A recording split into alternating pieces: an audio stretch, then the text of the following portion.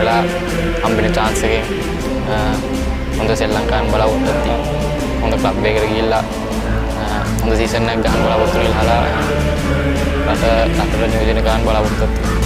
දකුණු දිශාවෙන් හසුරන මෙම කුරුමුහුදු ක්‍රීඩකයා වාර්ෂාතුන් එවැනි දස්කමක් විදේශ රටකදී දැක්වූ පළමු ශ්‍රී ලංකා පිටකරු මෙන් සිව්වැනි ශ්‍රී ලාංකික ක්‍රීඩකයා ලෙස ගත සමයට වඩා ද්විතීය සමයේ ජීවිතය ජයගත් පැතුමෙන් ඔහුගේ අවස්ථාවිය ගමන් කළ කැපකිරීම ගැන සිහි කරන්නේ මහත් ස්පැනිෂ් ක්‍රීඩකයා බවටත් පත් වුණා.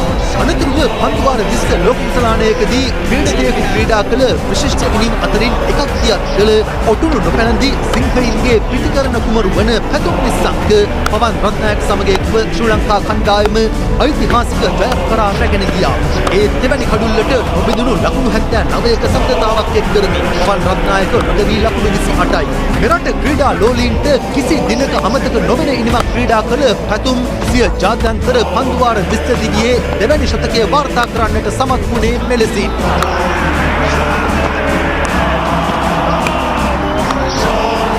2010 වසරේදී මහේල ජයවර්ධනගෙන් පසු ශ්‍රී ලංකා පිටිකරුවෙකු පන්දුවාර 20 ලෝක කුසලානයකදී වාර්තා කළ පළමු ශතකය එය බවට පත් වෙද්දී 2022 ලෝක කුසලානයෙන් පසු ලොව ඕනෑම පිටිකරුවෙකු පන්දුවාර 20 ලෝක කුසලානයකදී වාර්තා කළ පළමු ශතකය බවටත් මෙම ශතකය පත් වුණා. එමෙන්ම පන්දුවාර 20 ලෝක කුසලානයකදී කැංගරුවන්ට එරෙහිව රැස් කළ පළමු ශතකයේ හිමිකරුවන් නේද පැතුම් නිස්සංකයි. අති විශිෂ්ට ඉනිමක් ක්‍රීඩා කළ මෙම කුරුකුහුටි පිටිකරුවා පන්දු 52කින් උදවි ශතකයක් ලබා ගත්තා.